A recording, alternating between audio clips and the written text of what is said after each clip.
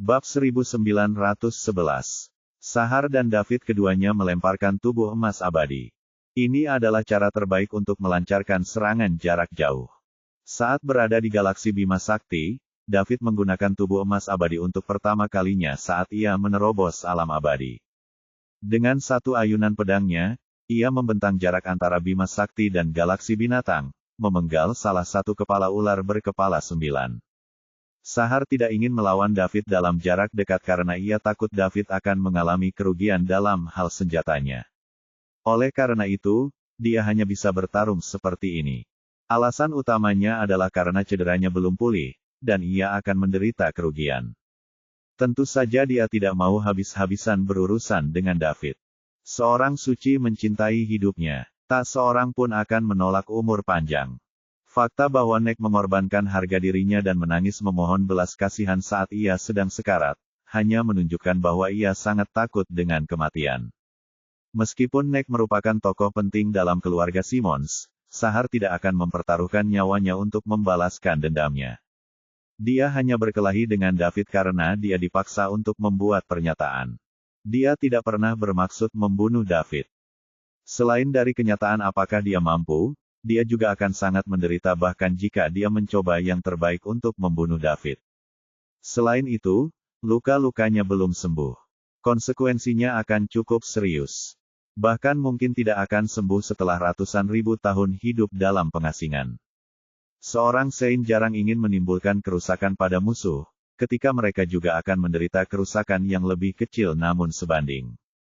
Kecuali jika lawannya membunuh ayahnya, mencuri istrinya, atau membunuh seluruh keluarganya. Baru pada saat itulah seorang suci akan melakukan sesuatu yang gila seperti itu. Meski begitu, Sahar masih perlu membuat David membayar harga tertentu agar dia mendapat penjelasan dari keluarga Simmons dan seluruh kerajaan bintang. Jika tidak, ia akan gagal sebagai Grandmaster keluarga Simmons. Bagaimana dia akan menghadapi orang lain sebagai kepala keluarga Simmons? Dan bagaimana keluarga Simmons akan mendapatkan pijakan di Star Kingdom di masa depan. David, potong tanganmu hari ini agar aku bisa memberikan penjelasan kepada keluarga Simmons dan kami akan berhenti mengejarmu atas pembunuhan Nek.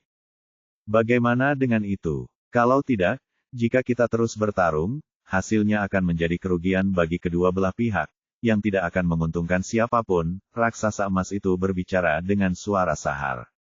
Dia masih mencari solusi yang sempurna. Dia tidak pernah ingin bertarung. Selama David bersedia memotong lengannya, Sahar akan punya jawaban untuk keluarga Simmons. Membuat seorang True Saint yang sudah meninggal mematahkan lengannya bukanlah tugas mudah. Jika itu yang terjadi, kekuatan lain di kerajaan bintang tidak akan berani menertawakan keluarga Simmons lagi. Itu akan menjadi akhir masalahnya. Sebenarnya Sahar tidak benar-benar ingin melepaskan David. Akan tetapi, dia juga tidak ingin mengambil tindakan sekarang. Ketika dia akhirnya sembuh dan memulihkan kekuatannya sebagai seorang Saint sejati puncak, dia akan menyelesaikan dendam lama dan baru bersama-sama. Ketika saatnya tiba, dia akan memberitahu David bahwa orang suci dari keluarga Simmons tidak semudah itu dibunuh. Nek ingin membunuhku, jadi aku membunuhnya. Ini adil saja. Apakah menurutmu mungkin bagiku untuk memotong lenganku sendiri dan berkompromi? Tentu saja, kau bisa melakukannya sendiri. Itu tergantung pada apakah kau punya kemampuan. Asal kau punya kekuatan itu, kau bahkan bisa memenggal kepalaku, apalagi lenganku, tolak David langsung. David, jangan bodoh dan jangan memaksaku. Jika tidak, aku akan memberimu pelajaran yang tak terlupakan meskipun aku harus membayar harganya. Saya akan memberitahu Anda apa arti, akan selalu ada seseorang yang lebih baik dari Anda. Bahkan seorang santo suci pun tidak terkalahkan, apalagi seorang santo sejati sepertimu. Tubuh emas abadi Sahar melambaikan tangannya dan mengarahkan pedang Algojo ke arah David di kejauhan. Lawan saja kalau kau mau. Kenapa kau bicara omong kosong begitu? Aku tahu True Saint tidak terkalahkan, tapi itu sudah cukup untuk mengalahkanmu. Ayo, biarkan aku melihat apa yang bisa dilakukan oleh orang tua sepertimu yang telah hidup selama lebih dari 100.000 tahun. Tubuh emas abadi milik David juga mengangkat tangannya untuk mengarahkan pedang panjang berwarna merah ke arah Sahar. Kau ingin berkelahi. Orang tua, kau sudah hidup lama, tapi apakah ada anjing yang memakan buah zakarmu? Mengapa kau bertele-tele sekali saat berkelahi? Tanya David tidak sabar. Bab 1912. Dasar bajingan, ini demi kebaikanmu sendiri. Begitu kita mulai, hasilnya tidak akan terduga. David dengan sukarela bertindak lebih dulu pada kesempatan langka ini. Dia dengan santai mengayunkan pedang pemecah kejahatannya dan cahaya merah yang mengejutkan menembus udara dan melesat ke arah Sahar. Lancang sekali. David, kau mau mati. Kalau begitu, aku akan mengabulkan keinginanmu. Serangan David membuat Sahar kembali marah. Akid berani memimpin serangannya. Jika dia tidak memberinya pelajaran hari ini, bagaimana dia akan menunjukkan wajahnya di depan umum? Sahar kemudian mengayunkan pedang algojonya dengan kuat. Cahaya putih melesat keluar dari bilah pedang itu dan bertabrakan dengan cahaya merah yang datang dari langit. Ledakan. Suara keras bergema melalui kehampaan seperti gemuruh guntur dari surga. Suaranya terdengar di benua Simons. Semua orang di daratan terkejut dan menatap ke langit pada saat yang sama. Wajah mereka dipenuhi dengan keterkejutan. Mereka hanya bisa melihat dua warna di langit sejauh mata memandang. Satu sisi berwarna merah dan sisi yang lain berwarna putih. Kedua warna itu serasi. Perpotongan di tengah tampaknya membagi langit menjadi dua bagian. Ada tekanan besar yang turun dari langit dan semua orang merasa seperti ada gunung di punggung mereka. Adegan apokaliptik ini membuat beberapa orang yang lemah ketakutan hingga kaki mereka menjadi lemah dan mereka terjatuh ke tanah. Pertarungan telah dimulai. A Battle of True Science sungguh mengerikan. Jika mereka tidak pergi ke kehampaan tetapi memutuskan untuk bertarung di benua, saya khawatir seluruh benua akan terkoyak oleh gelombang kejut pertempuran mereka. Pertempuran antara orang suci sejati memang mengerikan. Itu bukan sesuatu yang bisa dipahami oleh manusia biasa. Guru David terlihat sangat muda. Sungguh tidak dapat dipercaya bahwa dia akan menjadi tandingan Grandmaster Sahar.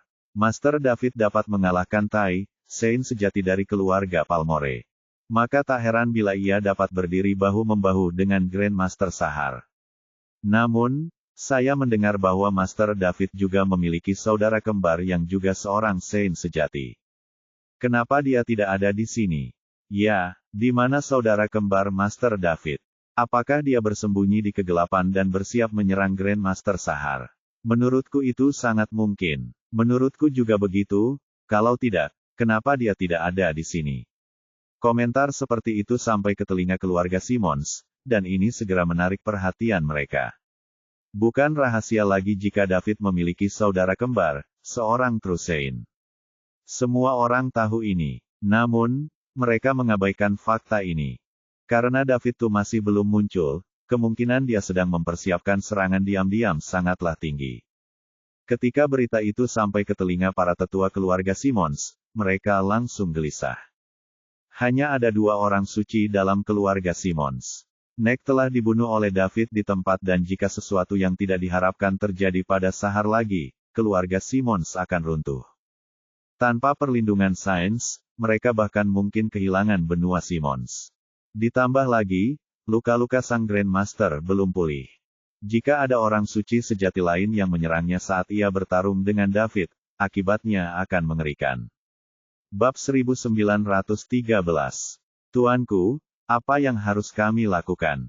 Salah satu orang senior di keluarga Simons bertanya dengan gugup. Keluarga yang lain memandangnya dengan prihatin.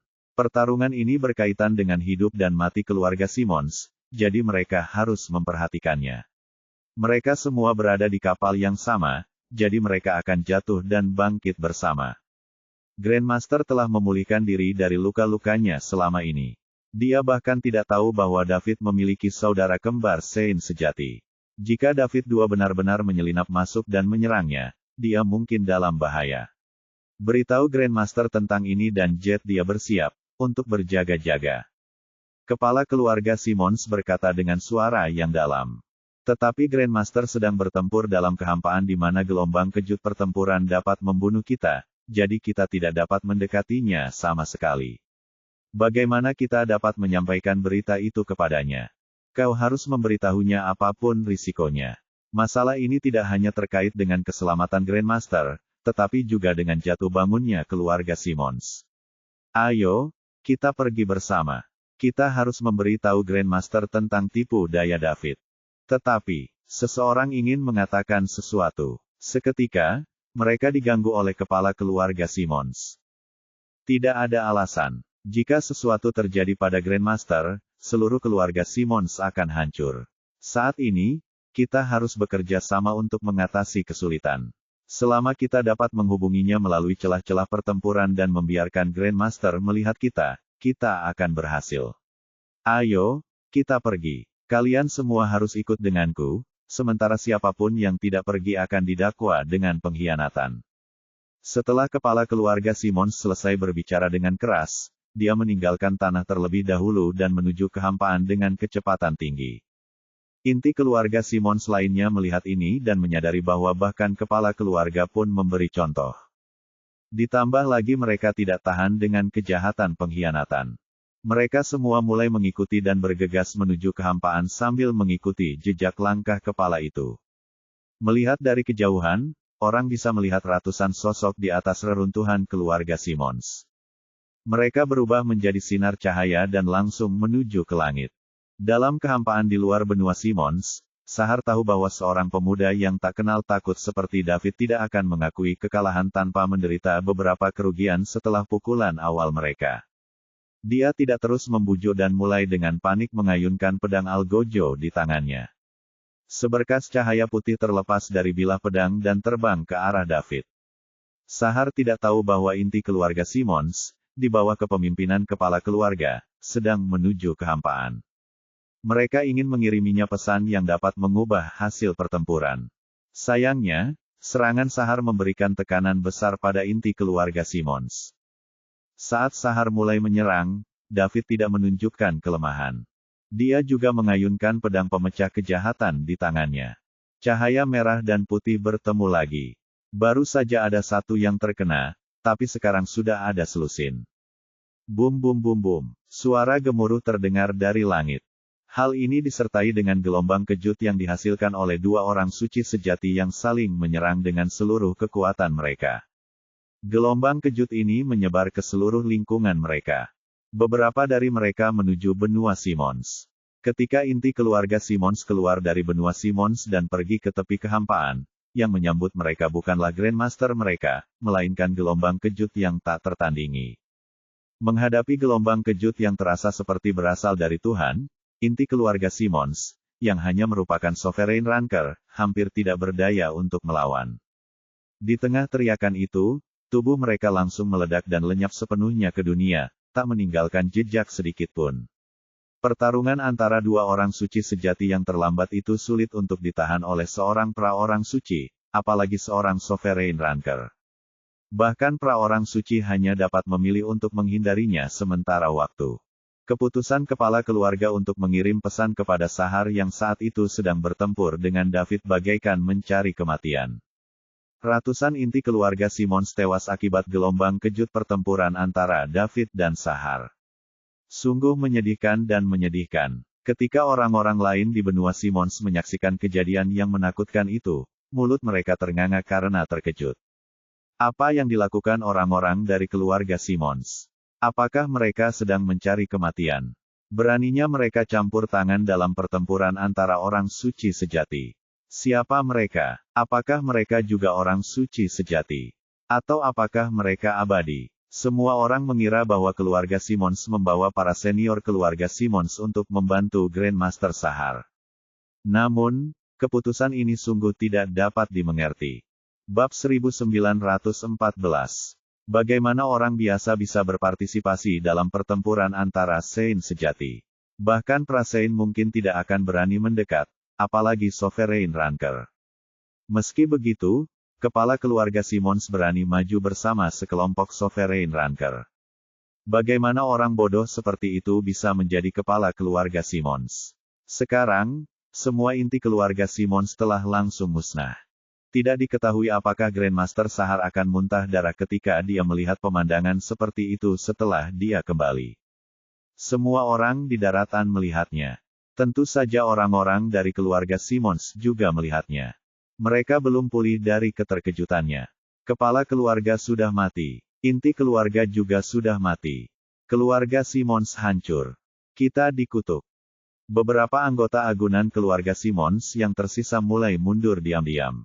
Mereka bersiap meninggalkan benua Simmons dan menyembunyikan identitas asli mereka sejak saat itu. Beberapa orang menaruh kepercayaan kepada Grandmaster Sahar dan mengira Grandmaster Sahar akan menang, maka mereka bertahan. Mereka ingin mempertaruhkan hal ini dengan seluruh kekayaan dan nyawa mereka. Meskipun inti keluarga Simmons semuanya telah mati, keluarga Simmons tidak akan runtuh selama sang Grandmaster masih hidup. Ini kemudian akan menjadi kesempatan bagi anggota keluarga agunan.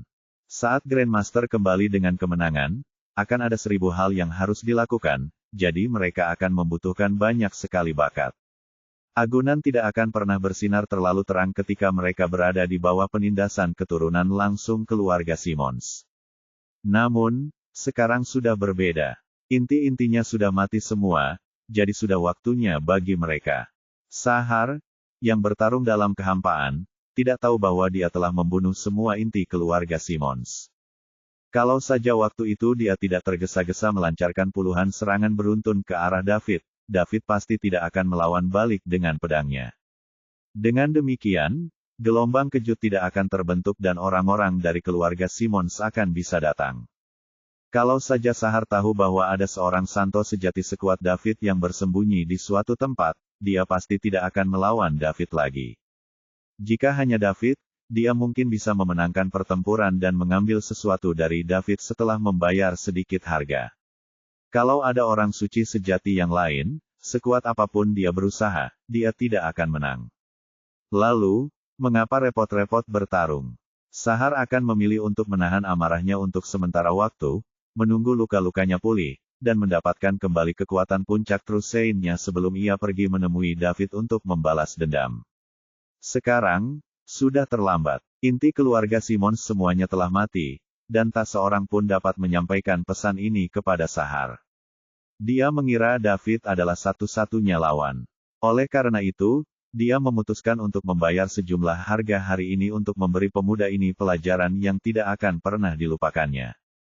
David dan Sahar juga mengasah keterampilan mereka dan menambah pengalaman tempur mereka melalui pertempuran ini. David tahu lawannya telah hidup selama ratusan ribu tahun, jadi ia pasti mempunyai banyak kartu truf. Namun, dia juga tidak lemah. Klonnya masih berada di ruang berdimensi tinggi, menunggu untuk beraksi kapan saja. Bab 1915. Boom boom boom. Pertarungan di kehampaan terus berlanjut. Orang-orang di benua Simmons hanya merasakan tekanan semakin berat dan berat, membuat mereka sulit bernapas. Warna merah dan putih di langit telah lama saling terkait. Mereka tampaknya seimbang. Jika daratan tidak memiliki lapisan pelindung yang dapat menahan sebagian besar gelombang kejut pertempuran, nasib mereka tidak akan lebih baik daripada inti keluarga Simmons.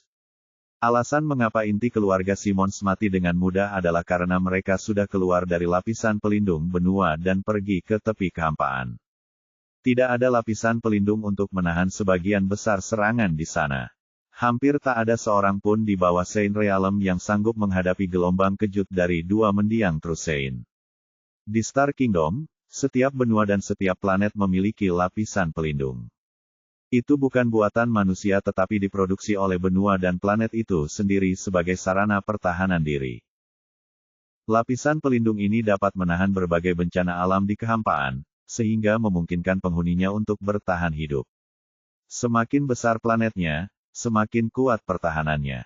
Hal yang lebih kuat dari lapisan pelindung planet adalah lapisan pelindung benua. Karena itu, benua-benua di kerajaan bintang hampir selalu diduduki oleh kekuatan besar. Bukan hanya karena sumber daya di benua itu lebih melimpah, tetapi juga karena lapisan pelindung benua itu sangat kuat, sehingga akan lebih aman untuk tinggal di sana. Jika tidak ada lapisan pelindung di atas sebuah benua atau planet, itu berarti benua atau planet tersebut telah mencapai ambang kehancuran. Bencana alam apapun yang terjadi di kehampaan dapat menghancurkan segalanya di benua atau planet yang tidak terlindungi.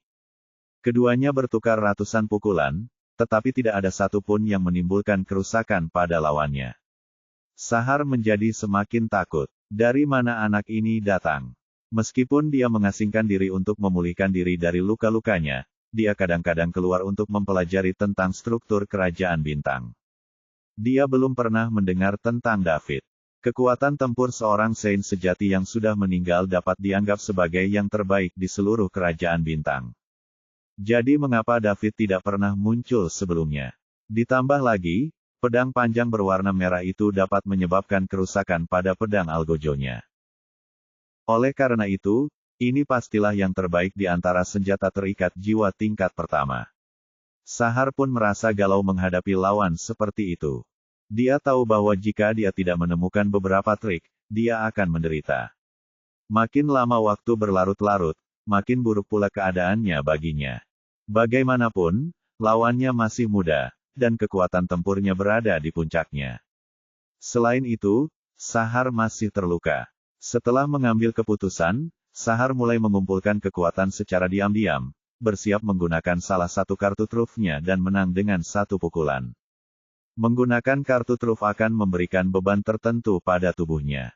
Dia bisa menahannya saat dia tidak terluka, tetapi sekarang dia masih terluka, itu hanya akan memperburuk kondisinya. Inilah sebabnya Sahar enggan menggunakannya selama ini. Sekarang, dia tidak punya pilihan selain menggunakannya. Kekuatan tempur David jauh melampaui imajinasinya. Serangan biasa tidak dapat menyakitinya sama sekali. David, kamu yang meminta ini. Hari ini aku akan memberitahumu apa artinya ketika mereka mengatakan selalu ada seseorang yang lebih baik darimu. Di masa depan, kamu harus tetap bersikap rendah hati. Setelah Sahar selesai berbicara, dia diam-diam selesai mengumpulkan energi. Dia memegang pedang algojonya dan mengayunkannya sekuat tenaga. Cahaya putih yang mengejutkan, jauh melampaui masa lalu, muncul, menerangi seluruh kehampaan. Kemudian, cahaya pedang itu langsung melintasi kehampaan tak berujung dan mendekati David. David juga terkejut. Dia tidak menyangka serangan lawan tiba-tiba menjadi begitu cepat. Sudah terlambat untuk menggunakan teknik pedang pemecah kejahatan sekarang. Dia hanya bisa segera menaruh pedang pemecah kejahatan di depannya. Jika tubuh emas abadi rusak, David pun akan terluka. Cahaya pedang putih bertabrakan dengan pedang pemecah kejahatan. Kekuatan yang dahsyat itu membuat lengan David mati rasa, dan pada saat yang sama, memaksanya untuk mundur cepat. Setelah beberapa saat, David berhenti mundur. Dia berhasil menahan pukulan keras Sahar. David menggoyangkan lengannya yang mati rasa dan bengkak. Monster-monster tua yang telah hidup ratusan ribu tahun ini memang kuat. Kalau saja dia tidak sedang memegang pedang pemecah kejahatan di tangannya saat menerima pukulan itu, tubuh emas abadinya mungkin tidak akan mampu menahannya. Jika tubuh emas abadinya rusak, dia juga akan terluka. Bab 1916. Sebelum David bisa sadar kembali, 3 cahaya pedang yang mengejutkan mulai menyerbu ke arahnya dari 3 arah berbeda. Apa yang sedang terjadi? David agak bingung dan otaknya tidak dapat memahami apa yang sedang terjadi untuk beberapa saat. Dapat dimengerti jika musuh memanfaatkan kebingungannya untuk menyerang David. Untungnya, David juga siap. Tetap saja, apa serangan dari sisi kiri dan kanan belakang itu? Bagaimana dia bisa menyerangku dari 3 arah? Apakah aku berhalusinasi? Tidak mungkin. David dapat dengan jelas merasakan energi yang terkandung dalam kedua serangan itu, yang berarti bahwa itu sama sekali bukan ilusi. Itu serangan sungguhan. Apakah orang ini juga tahu cara memanggil klon? Lagi pula, mereka lebih kuat dari milikku. Apakah dia punya 2 klon yang bersembunyi di kegelapan? Apakah serangan itu dilakukan oleh klon? Tidak mungkin. David tidak dapat mempercayainya. Teknik cloningnya diberi penghargaan oleh sistem dan sistem tersebut merupakan produk peradaban tingkat dewa. Kerajaan bintang hanyalah peradaban level 7. Ditambah lagi, keluarga Simmons hanyalah keluarga kelas 2 di Star Kingdom. Jadi, bagaimana mungkin ada orang yang tahu tentang teknik ini? Padahal, yang tidak diketahui David adalah bahwa serangan Sahar tadi bukanlah serangan sungguhan, dan juga tidak dimaksudkan untuk menyakitinya. Itu hanya digunakan untuk menutupi trik terakhir ini. Sahar juga tidak memanggil klon. Sebaliknya, itu adalah aksi terkenalnya, Three Element Slash. Dua ledakan kekuatan pikiran yang secara khusus disempurnakan oleh Sahar bersembunyi dalam cahaya pedang yang mengejutkan tadi. Saat cahaya pedang bertabrakan dengan pedang pemecah kejahatan milik David, dua kekuatan pikiran yang tersembunyi dalam cahaya pedang melesat ke arah kiri dan kanan belakang David. Setelah mencapai jarak tertentu, kekuatan pikiran akan berubah menjadi bayangan Sahar dan melancarkan dua serangan sebelum menghilang sepenuhnya. Inti dari Three Elements Slash terletak pada penyempurnaan kekuatan pikiran yang akan membuat serangan lebih kuat. Ini tidak ada hubungannya dengan kekuatan pikiran. Sekalipun David memiliki kekuatan pikiran yang kuat, ia tetap tidak dapat meniru apa yang dilakukan Sahar. Pengendaliannya atas kekuatan pikiran masih pada tahap awal. Ia hanya dapat mempertahankan diri atau mengendalikan musuh. Melakukan trik ini memberikan beban berat bagi Sahar. Setelah serangan kekuatan pikiran terdistribusi, ia akan lenyap sepenuhnya. Selain itu, hal itu akan hilang secara permanen. Tidak semua orang seperti David. Dengan bantuan sistem tersebut, ia memiliki kekuatan pikiran yang berbeda dari orang biasa. Setelah menggunakan trik ini, Sahar perlu mengambil banyak harta langit dan bumi yang dapat meningkatkan kekuatan pikiran untuk pulih. Kalau saja David memperoleh Three Elements Slash, orang dengan kekuatan pikiran sekuat dia akan menggandakan kekuatannya. Tepat ketika ketiga serangan itu mendekati David, suara Sahar terdengar. David, Three Elements Slash terdiri dari 3 serangan sungguhan, dan kekuatan serta kecepatannya beberapa kali lebih kuat dari serangan biasa. Tubuh emas abadimu sama sekali tidak sanggup menahannya. Ini adalah nasib dari ketidaktahuanmu. David tahu sudah terlambat untuk berbuat apa-apa ketika dia merasakan serangan itu mendekatinya. Klonnya tidak akan keluar tepat waktu untuk menyelamatkannya. Seperti yang dikatakan Sahar, itu adalah 3 serangan nyata dan kecepatan serta kekuatan masing-masingnya sangat kuat. Bahkan jika dia menggunakan pedang pemecah kejahatan sebagai perisai seperti sebelumnya, dia hanya bisa menghentikan satu dari mereka. Yang lain kemudian akan melukai tubuh emas abadi. Pada akhirnya, tubuhnya akan hancur berkeping-keping dan David juga akan terluka. Seperti yang diharapkan dari seorang lelaki tua yang telah hidup selama ratusan ribu tahun, dia memiliki banyak pengalaman tempur, dan dia melakukan pekerjaan dengan baik selama pertempuran ini. Serangannya datang silih berganti dengan sangat lancar. David mengira serangan pertama adalah tipu daya lawan, tapi ternyata itu hanya tipu daya belaka. Setelah dia menahan pukulan pertama, serangan yang lebih kuat datang sebelum dia bisa pulih. Bab 1917. David tidak mempunyai rencana apapun ketika dia menghadapi 3 serangan dahsyat. Meskipun ia masih memiliki banyak teknik yang belum digunakan, waktu tidak mengizinkannya untuk menggunakannya. Tidak ada jalan lain kecuali bertarung langsung. Memikirkan hal ini, David tiba-tiba menutup matanya dan melepaskan kekuatan pikirannya dengan panik. Dia mulai membentuk badai pikiran di sekitar tubuhnya. Dulu, saat kekuatan pikirannya masih di tingkat penguasa, ia dapat menahan 10% serangan Nek Sang Prasanto ketika serangannya dipadatkan hingga ekstrim. Sekarang kekuatan pikirannya telah mencapai tingkat orang suci sejati 1, David belum sepenuhnya menggunakannya. Dia tidak tahu seberapa kuatnya hal itu. Bahkan jika sebagian dialokasikan untuk mengendalikan klon, jumlah sisanya akan tetap sangat mengerikan. Kekuatan pikiran dapat dikatakan sebagai salah satu kartu David yang paling penting. Sepanjang perjalanan, kekuatan pikirannya telah memainkan peran yang sangat penting, melindunginya beberapa kali sebelumnya. Pada saat ini dia sekali lagi percaya bahwa dia tidak akan dikecewakan. Ledakan. Ketiga serangan itu terjadi hampir bersamaan. Kekuatan yang dahsyat membuat kehampaan bergetar. Sahar memandang karya agungnya dengan puas. David tidak akan sanggup menahan satu serangan sekuat itu, apalagi 3. Itulah hal yang menakutkan tentang tebasan Three Element. Itu akan menghentikan pergerakan musuh dari 3 arah dan membuat mereka terkejut.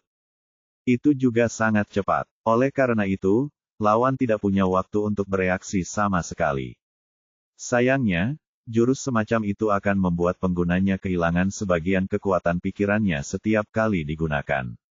Selain itu, jurus itu tidak dapat digunakan terus-menerus. Jika tidak, akan menyebabkan kerusakan besar pada tubuh. Sahar menatap posisi David, menunggu asap menghilang untuk melihat seberapa parah luka David. Kekosongan di belakangnya tiba-tiba terbelah. Sosok itu segera muncul dari celah itu, dan di saat yang sama saat dia keluar, dia mengeluarkan tubuh emas abadinya dan mengayunkan palu dewa petir yang diselimuti oleh sambaran petir yang tak terhitung jumlahnya di tangannya ke arah kepala Sahar. Kalau palu itu mendarat di Sahar, kerusakannya tidak akan kurang dari pukulan mengejutkan yang baru saja diberikannya. Ketika dia merasakan bahaya datang dari belakang, Sahar bereaksi cukup cepat, memalingkan kepalanya untuk menghindari serangan itu. Akan tetapi, Dewa Palu Petir tetap memukul bahunya. Menghancurkan. Tubuh emas abadi Sahar terkena serangan kloningan David. Bahu kiri dan lengan kirinya hancur pada saat yang bersamaan. Tubuh Sahar pun terjatuh ke dasar jurang karena kekuatan yang sangat besar itu. Petir yang keluar dari God of Thunder Hammer melumpuhkan seluruh tubuh Sahar. Dia terluka parah setelah pukulan ini. Ketika Sahar berhenti jatuh dan kembali ke ketinggian semula, dia terkejut. Siapakah orang yang menyergapnya jika dia bukan David? Bagaimana ini bisa terjadi? Bukankah David terluka oleh tebasan Tri Elemenku? Bagaimana dia muncul di belakangku? Bagaimana David bisa punya waktu untuk merobek ruang dan memasuki ruang berdimensi tinggi lebih cepat daripada Tri Element Slash? Bagaimana kau melakukannya? Tanya Sahar, menatap tajam ke arah David. Apakah menurutmu ini sulit dilakukan? David mengangkat bahu dan menjawab dengan nada meremehkan. Tidak, kau bukan David. Siapa kau? Nek menyadari ada yang tidak beres. 1. Meskipun orang ini tampak sama seperti David, ia memiliki senjata yang berbeda. David menggunakan pedang panjang berwarna merah sementara pria ini menggunakan palu dengan petir.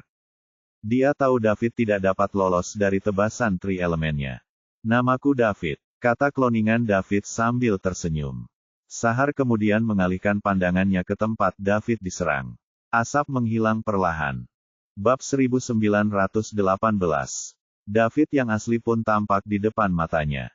Hasilnya mengejutkannya lagi. Awalnya, dia mengira tubuh emas abadi David akan hancur akibat tebasan 3 elemennya, lalu David juga akan terluka parah. Tanpa diduga, tubuh emas abadi David masih berdiri di tempatnya. Meski tampak sedikit babak belur, tidak mengalami kerusakan berarti. Bahkan tidak terluka seperti Sahar setelah terkena palu. Bagaimana mungkin David menghalangi tebasan Tri Elemen?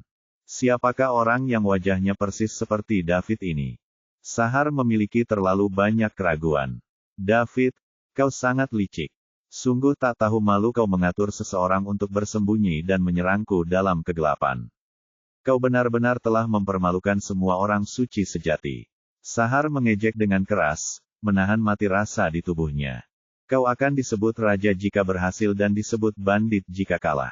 Itulah kenyataannya, jadi siapa peduli jika itu memalukan. David membalas dengan ketus tanpa mengedipkan mata. Dia tidak peduli dengan hal-hal ini. Belum lagi kloningannya pada awalnya adalah salah satu tekniknya. Bahkan jika dia bisa mendapatkan seorang santo sejati untuk membantunya, itu berarti dia mampu. Siapakah yang menetapkan bahwa semua pertarungan harus 1 lawan 1? Bukankah sama memalukannya jika orang kuat menindas orang lemah? David yakin jika keluarga Simmons memiliki orang suci sejati yang lain, mereka pasti akan menyerangnya bersama-sama. Itulah kebenarannya. Baiklah. Bagus sekali. Aku, Sahar Simmons, mengaku kalah. Kau boleh pergi sekarang. Benua Simmons tidak menyambutmu, kata Sahar dengan kesal. Sahar tidak ingin melawan 2 orang suci sejati yang kuat. Jika tidak, lukanya akan semakin parah. Apa? Berhenti berkelahi. Aku belum cukup bersenang-senang, kata David sambil mengangkat tangan kanannya, mengarahkan pedang pemecah kejahatan ke arah Sahar. David, jangan bertindak terlalu jauh. Kau telah membunuh seorang Saint dari keluargaku dan kau telah membalas dendam. Apa lagi yang kau inginkan? Aku tidak menginginkan yang lain. Kau tidak bisa memulai perkelahian lalu menghentikannya hanya karena kau ingin. Apa kau pikir aku suka dipermalukan? David, jangan berpikir kau bisa melakukan apapun yang kau inginkan hanya karena kau punya pembantu. Aku hanya tidak ingin bertengkar denganmu dan membuat kedua belah pihak menderita. Kalau begitu, mari kita lanjutkan. Apa kau pikir omong kosong seperti itu berguna? Baiklah, aku akan membiarkanmu pergi kali ini dan kemudian aku akan kembali untuk memberimu pelajaran saat aku punya kesempatan. David tiba-tiba mengubah cara bicaranya. Setelah berbicara, dia langsung menghancurkan ruang tanpa memberi Sahar kesempatan untuk bereaksi. Kemudian, dia masuk bersama klonnya dan menghilang. Sahar ditinggalkan dengan ekspresi bingung. Ia tidak mengerti mengapa David dengan tegas berkata akan melawan tetapi kemudian tiba-tiba melarikan diri. Alasan David pergi terburu-buru adalah karena kekuatan pikirannya mendeteksi adanya energi kuat yang mendekatinya. Pemilik energi ini jelas lebih kuat dari dirinya dan Sahar. Jika dia tidak bisa menentukan apakah mereka musuh atau teman, sebaiknya dia pergi saja dulu. Kekuatan pikiran Bahar jauh lebih lemah daripada David, jadi dia tidak dapat mendeteksinya. Setelah memasuki ruang 7 dimensi, David membubarkan klonnya, meletakkan palu Dewa Petir ke dalam batu luar angkasa, dan pergi secepat mungkin. Dia masih ingin membalas dendam. Dia masih tidak bisa santai. Pangkat Saint sejati sungguh menakjubkan, tetapi masih belum cukup. Jika dia tidak bisa menyelamatkan Celeste, dia tidak bisa membantu keluarga Veloes melawan keluarga Palmore. Ia harus menjadi orang suci jika ingin mencapai kedua hal ini. Itu akan menjadi kekuatan tempur terkuat Star Kingdom. Selanjutnya, David akan membuat kesepakatan akhir dengan keluarga Veloes. Asal dia berhasil, mencapai pangkat orang suci sudah dekat. Setelah apa yang terjadi di West End, benua suci tengah, keluarga Palmore dan keluarga Veloes berselisih paham. Lebih jauh lagi, keluarga Palmore pasti sudah menduga bahwa niat sebenarnya keluarga Veloes adalah untuk membantu seorang Saint muda seperti David dengan segala cara. Dilihat dari situasi keluarga Veloes saat ini, hanya ada satu cara untuk menyelamatkan diri. Itu untuk bekerja sama dengan David. Bab 1919. Setelah David pergi, Sahar juga bersiap kembali ke Simons Kontinen. Dia tidak berminat untuk membahas secara rinci alasan kepergian David yang tiba-tiba. Dia diserang lagi setelah menggunakan Three Element Slash, yang memperparah lukanya yang belum sembuh. Oleh karena itu, dia harus mengasingkan diri dan memulihkan diri sesegera mungkin. Awalnya, cedera Sahar telah mencapai momen kritis terakhir, dan tidak butuh waktu lama baginya untuk pulih ke puncaknya. Setelah pertempuran ini, akan dibutuhkan waktu lebih lama lagi. Alasannya adalah karena Three Element Slash tidak berhasil, dan dia diserang. Hal ini membuatnya sangat tertekan. Dia pernah menggunakan trik ini sebelumnya, namun trik ini begitu ampuh sehingga semua lawannya akan menemui ajalnya. Tubuh emas abadi mereka akan hancur dan penggunanya akan terluka parah. Namun, hari ini gagal. Bahkan sampai sekarang, Sahar tidak tahu cara apa yang digunakan David untuk menahan tebasan 3 elemennya. Tampaknya anak ini bukan karakter yang sederhana, dia memiliki banyak kartu truf. Jika Sahar bertemu dengannya lagi lain kali, ia harus berhati-hati dan tidak ceroboh. Setelah melirik lokasi di mana David merobek ruang, Sahar berbalik dan berjalan menuju benua Simons. Beberapa saat kemudian, terdengar suara gemuruh dari Simons Kontinen. David, ini benar-benar tidak bisa didamaikan. Jelaslah bahwa Sahar baru saja mengetahui kematian inti keluarganya. Awalnya, keluarganya yang memiliki 2 orang suci sedang meningkat. Sekarang, hanya Sahar yang tersisa. Inti yang merupakan Sovereign Ranker hampir semuanya musnah. Sedikit yang selamat adalah mereka yang menjalankan misi di luar dan tidak kembali. Kekuatan dan prestise keluarga Simons pasti akan turun. Bagaimana Sahar, pendiri keluarga Simons, bisa menerima ini? Terlebih lagi, provokator kejadian ini adalah David. Jika David tidak datang kepada mereka, bagaimana keluarga Simons akan jatuh ke kondisi ini? Sahar tidak peduli apapun keluhan Nick dan David. Hatinya dipenuhi kebencian yang besar terhadap David. Dia bersumpah bahwa ketika dia pulih dari cederanya dan kembali ke puncaknya, dia akan membuat anak itu membayar harganya. Selanjutnya Sahar mulai mengeluarkan serangkaian perintah. Dia memilih inti keluarga yang baru. Karena kurangnya bakat, banyak anggota keluarga agunan yang terpilih. Hal ini membuat mereka senang. Untuk membuktikan bahwa Sahar membuat pilihan yang tepat, mereka meminta semua anggota keluarga Simmons yang sedang pergi untuk kembali. Benua Simmons kemudian dikunci. Tidak seorang pun diizinkan masuk atau keluar kecuali keluarga Simmons yang kembali. Setelah memberikan semua perintah, Sahar pergi menyendiri lagi. Kali ini, ia akan melakukan apapun yang diperlukan untuk menyembuhkan lukanya terlebih dahulu. Ia tidak peduli dengan biaya maupun persyaratannya. Keluarga itu bahkan tidak memiliki banyak sovereign ranker. Jadi, apa gunanya menyimpan harta surga dan bumi itu? Bisakah mereka mengolah orang suci lainnya dalam waktu singkat? Sahar awalnya menyimpan banyak harta benda untuk pengembangan keluarga agar mereka bisa mengembangkan lebih banyak bakat. Selain itu, dia merasa bahwa sejak Kerajaan Bintang mendirikan asosiasi orang suci dengan Sith, orang nomor satu, sebagai pemimpin yang saleh, Kerajaan Bintang pasti akan melarang kerusuhan sipil berskala besar, dan akan jatuh ke dalam masa damai untuk waktu yang lama. Oleh karena itu, dia tidak menggunakan semua harta benda langit dan bumi itu dan semuanya diperuntukkan bagi generasi muda yang berbakat dalam keluarganya. Pertanyaannya serupa dengan apa yang diharapkan Sahar. Kerajaan Bintang memasuki masa damai di bawah pengawasan Sith. Tidak ada perang besar. Namun, Sahar tidak menyangka bahwa selama masa damai ini, keluarga Simmons akan menjadi yang pertama diserang dan Nek menjadi orang suci pertama yang gugur di Kerajaan Bintang dalam beberapa tahun terakhir. Bab 1920. Inti keluarga dimusnahkan. Jadi, satu-satunya orang yang dapat menghidupi keluarga Simmons saat ini adalah sang pendiri. Hal terpenting saat ini adalah pulih, membalas dendam, dan memimpin keluarga Simmons kembali menuju kejayaan.